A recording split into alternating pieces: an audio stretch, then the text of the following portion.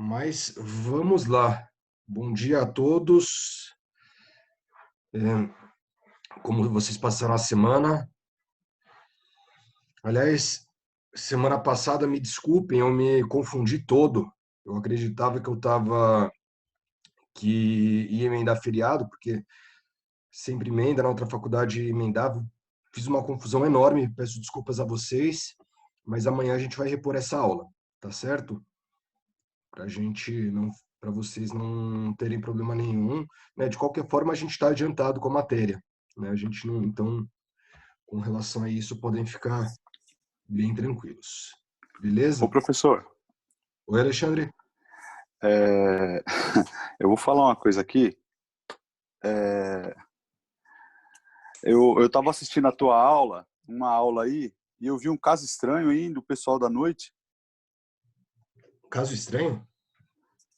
Eu também, Assim, Ale, olha, assisti.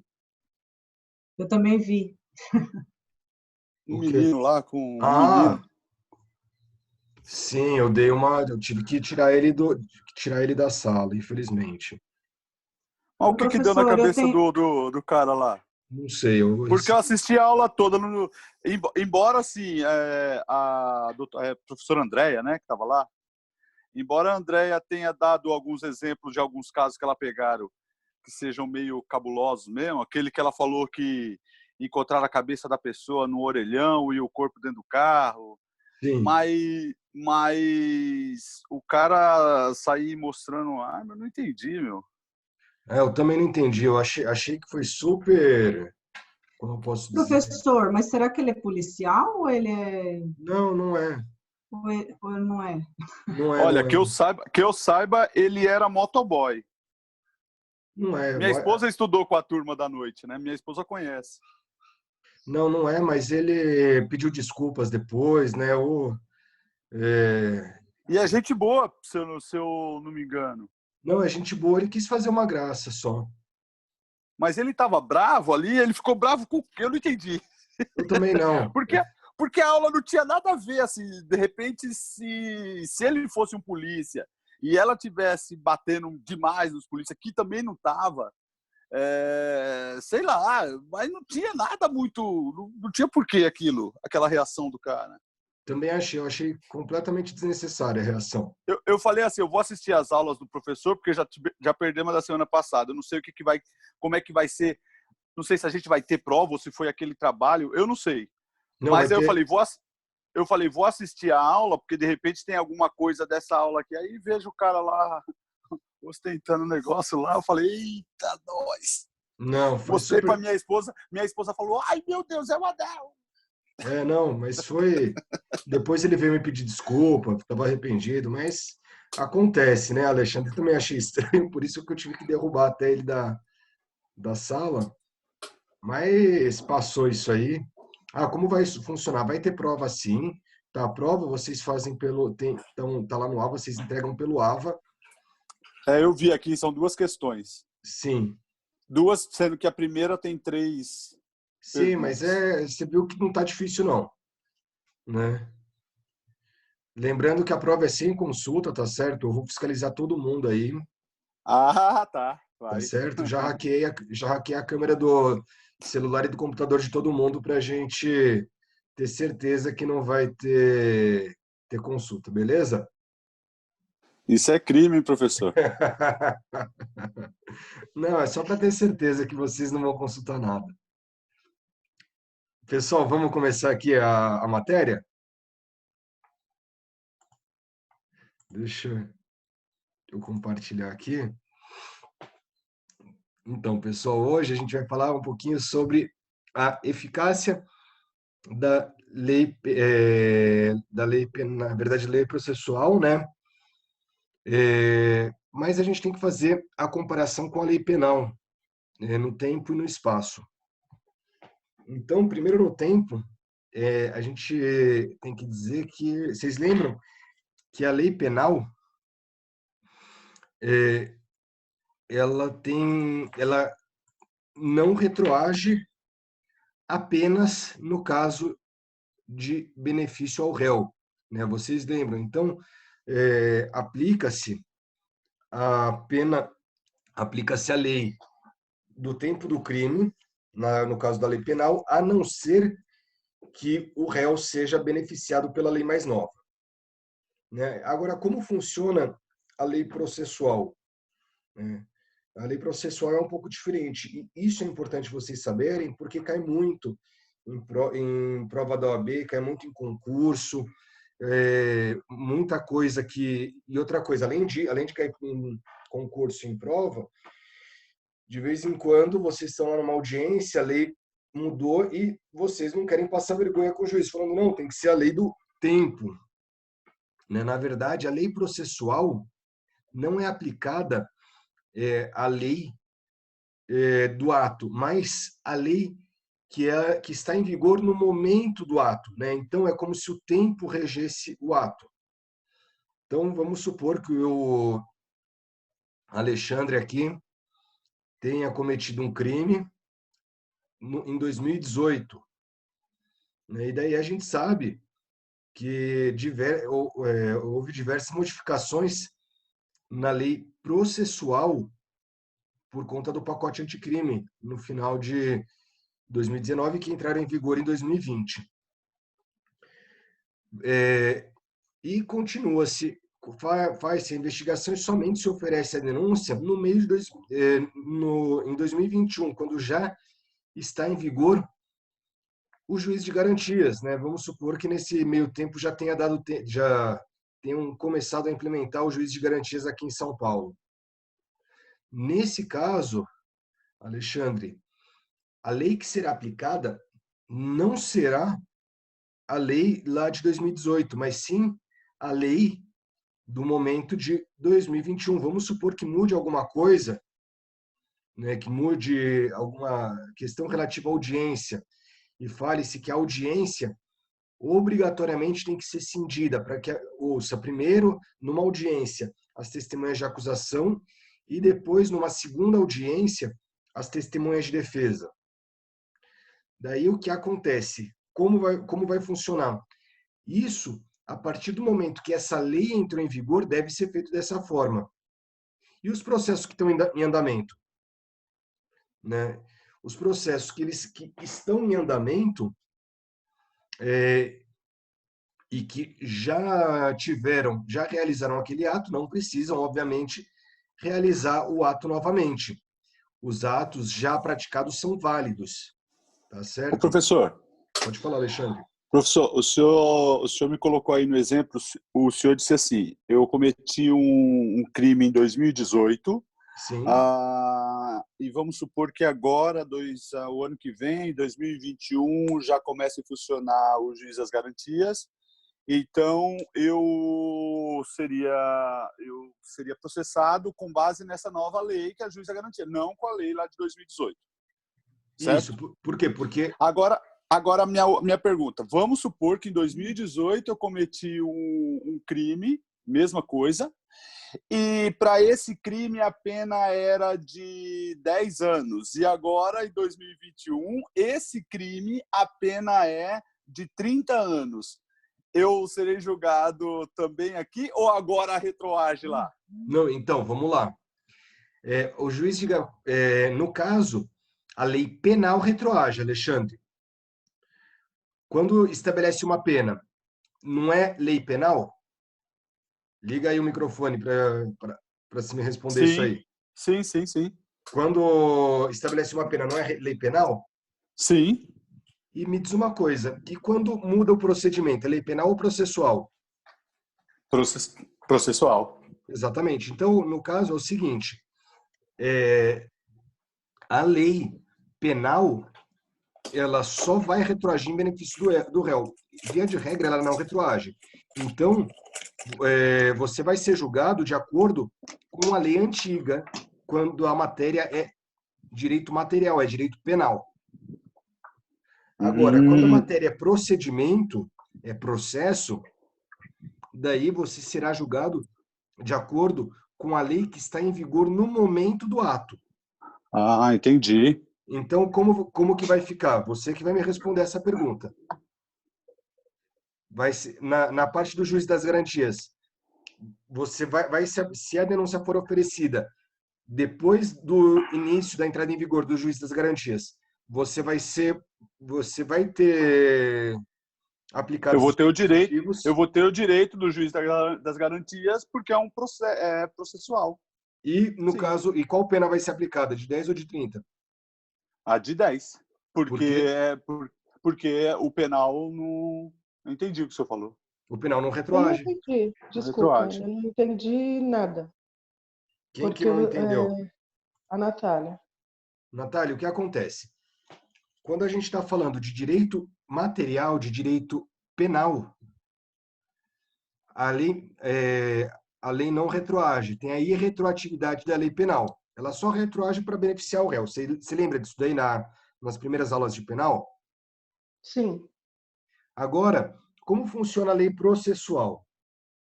A lei penal ela diz respeito à punição, à pena, às condutas proibidas, tá certo? E a lei processual, ela diz respeito ao procedimento que vai ser adotado para apurar a culpa por determinado fato, correto? Uhum. Ela diz respeito não às penas ou ao que é proibido. Ela diz respeito ao procedimento, né? Qual vai ser como que ela regula, como vai ser a aplicação da lei penal, a lei processual, correto? Uhum. Então, no caso da lei processual, a lei processual ela não, ela tem, aliás, eu coloquei a retroatividade, não é, eu falei efeito imediato. A retroatividade, desculpa aqui, estava errado o slide. O que acontece? No caso, a lei penal, a lei processual, ela tem aplicação imediata. Ela começa a ser aplicada mesmo para os casos em que o crime tenha sido cometido anteriormente. Então, por exemplo, se mudou uma lei processual em 2019 e o crime foi cometido em 2018, o ato processual vai ser praticado em 2020. Mesmo com o crime tendo sido cometido antes da mudança da lei, o que vai reger é a lei processual que está em vigor. Porque ela não é como a lei penal, que ela não retroage. Tá, eu acho que eu entendi, professor. Ô, professor, agora, se tendo a mudança no Código Processual e essa mudança também não for benéfica ao réu, ele vai ser julgado por essa nova mudança? Vai ser julgado por essa nova mudança. Porque se entende que, no caso da lei processual, ela somente regula o julgamento. Agora, tem o que acontece, isso está sendo muito discutido recentemente, aí nos últimos 10 anos começou a discutir muito mais aqui no Brasil essa questão. E daí a gente vai ver que tem algumas exceções, tá certo? E só que ainda só que a regra é que não retroage. Mas, por exemplo, quando é para garantir algum direito constitucional ou trata de liberdade, daí se aplica mais benéfica, tá certo? Mas a gente já vai chegar lá. Agora é importante vocês saberem. Ô, professor, deixa eu só entender. Então, se aplica a mais benéfica, mesmo tendo a outra que seria prejudicial. Tá, então, daí a gente vai ver as exceções, tá certo? A gente vai ver as exceções daqui um pouquinho, que daí vou te explicar. O que acontece? É bom que vocês saibam que existe um posicionamento que ainda é minoritário, mas que diz que o correto é a gente tratar o sistema penal como um todo. Então, independente de ser lei processual ou lei penal, a lei ela deve retroagir, devendo ser aplicada a mais benéfica a partir do momento do crime. Esse é um entendimento minoritário, mas é bom que vocês conheçam, porque talvez aí nos próximos anos ele tenha alguma modificação. A gente ainda não sabe se vai ter, mas pode ser que tenha nos últimos anos. Até porque uma das pessoas que defendia a teoria geral do processo, que era a Ada Pellegrini, ela faleceu aí faz uns 2 ou 3 anos, e com isso ganhou força outra corrente que fala que trata não como teoria geral do processo, mas separando o processo civil do processo penal, falando que o processo penal está dentro do sistema penal e não dentro da teoria geral do processo. E daí, Alexandre e Natália, que vocês perguntaram, existem exceções, tá certo? Existem algumas exceções que ocorre em que a lei penal, a lei processual, ela poderá retroagir, tá certo?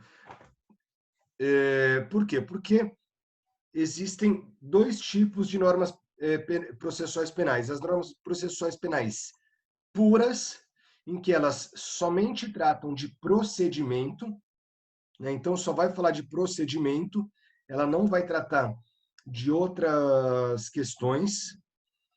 E existem as normas processuais mistas, né? As normas processuais mistas, elas tratam tanto de procedimento, como também tratam de matéria penal. Por exemplo, vamos dar um exemplo de uma norma processual penal pura, né? É o artigo 157 do Código Penal. Deixa eu pegar aqui para vocês o artigo 157.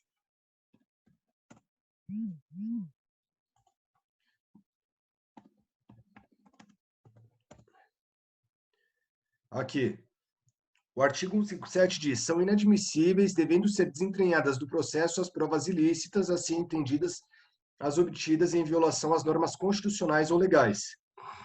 Esse é um dispositivo em que existe uma norma processual penal pura, tá certo? Em que existe uma norma processual penal pura. Então, nesse caso, se o artigo 157 for modificado, vai se aplicar a lei que se refere ao ato em si. Tá ok? Agora, também existem as normas processuais penais mistas, em que elas têm um pouco de norma penal e um pouco de norma processual, tá certo? Daí, eu vou dar aqui como exemplo o artigo, cadê? 300 e... eu acho que 315. Só confirmar aqui.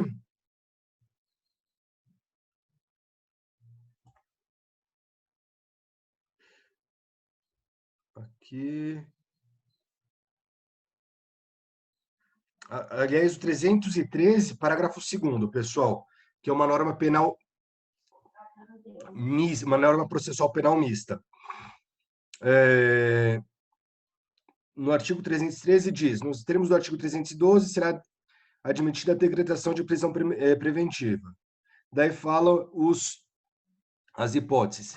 E daí no parágrafo 2º diz: não será admitida a decretação da prisão preventiva com a finalidade de antecipação de cumprimento da pena, entender? Ou como decorrência imediata da investigação criminal ou da apresentação ou recebimento da denúncia. O que isso significa? O que isso significa? Significa que aqui tem um pedaço de norma penal, porque está falando sobre pena, sobre antecipação da pena. Tá? Então, nesse caso, como existe uma ligação entre a norma penal e a norma processual, nesse caso, a lei pode retroagir. Mas aí, pessoal, é a exceção, via de regra, ela não retroage, né? Porque eu estou vendo aqui a Amanda perguntando. Calma aí, professor. Então, processual não retroagem e penal sim. É exatamente isso, Amanda. A processual não retroage, mas a penal retroage, só que existem algumas exceções no caso da processual, né? Ou seja, as processuais mistas, né, em que tem também uma previsão penal, elas retroagem. Agora, mas as puras, elas desculpa, as processuais penais mistas, elas não retroagem, salvo em benefício do réu, e as puras, elas retroagem, ou seja, elas são aplicadas as penas de acordo com o ato, tá certo? Sendo que os atos já praticados, eles não vão ser refeitos. Entenderam ou não? Tá. E daí tem um outro caso, né, que também retroage, se for para beneficiar o acusado, que é o caso de garantia ou de direito constitucional. Tá? Quando se exprime ou uma garantia ou um direito constitucional, isso retroage em benefício do acusado. Então, vamos supor que vocês lembram da anulação lá de alguns processos da Lava Jato, porque os delatores eles apresentaram as respostas, os memoriais antes dos delatados? Vocês estão lembrados disso, não estão? Então, nesse caso, se vamos supor que o tribunal ele tivesse se manifestado,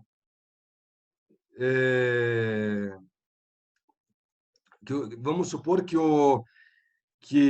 a lei dissesse que, olha, o tribunal se manifestou falando que tem que apresentar sim a delação, né? Os delatores têm que apresentar antes dos delatados, e daí o Congresso ele resolve, fala assim, não, eu não concordo com isso. E daí ele edita uma lei falando que os delatores eles podem ou devem apresentar a resposta à acusação após os delatados. Né? Vamos dizer que o Congresso Nacional edite essa lei. Né? Não vou nem discutir a constitucionalidade aqui, mas nesse caso deve ser aplicada a lei mais benéfica, porque a gente está falando de um direito constitucional, tá certo? Que é o contraditório. Então, nesse caso, retroagiria em benefício do acusado. Então, mesmo aqueles casos em que não foi, em que o juiz, que não chegou nessa fase ainda, o juiz tem que mandar os delatores apresentarem as alegações finais antes dos delatados. Tá claro para vocês? Pode seguir? E daí, é importante a gente ter também que existem 3 teorias, né? Porque o que acontece? Como isso daí é aplicado? Porque se mudou a lei hoje, a gente vai, né? Se mudou a lei hoje e a audiência é amanhã, que lei vai ser aplicada? Né? O processo já começou, já foi recebida a denúncia, já apresentaram resposta à acusação, e daí mudou e vai ter audiência amanhã, sendo que a lei mudou hoje. Como que a gente deve proceder? Né? É uma lei que se aplica ao processo todo, é uma lei que se aplica a uma fase processual, ou é uma lei que aplica-se ao ato processual isolado? Né? Porque o que acontece? Imagina se a lei fica mudando toda hora, e daí a cada ato processual se aplica uma lei. Vira quase um quebra-cabeças, né? E muitas vezes uma lei acaba sendo contraditória com a outra, né? Pode acontecer. Então existem 3 teorias, em que a primeira é a da unidade processual. Pela teoria da unidade processual, uma única lei processual deve reger todo o procedimento, todo o processo. Então, iniciada com a lei A, né, dessa lei deve reger o processo até o trânsito em julgado. Essa é a primeira teoria. A segunda teoria é das fases processuais, né, em que o processo ele é dividido em fases processuais diferentes.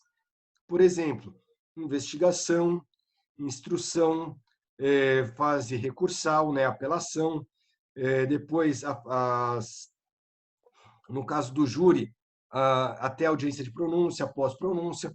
Então, poderia se dividir o processo em fases processuais e, a partir dessas fases processuais, deve-se aplicar uma lei àquela fase inteira. Então, uma lei apenas para a investigação, depois, se a lei mudou durante a investigação, uma lei inteira para a instrução, se a lei mudou durante a instrução, uma lei inteira para a fase recursal, em que divide-se o processo em fases diferentes, sendo que mais de uma lei não pode reger uma mesma fase processual.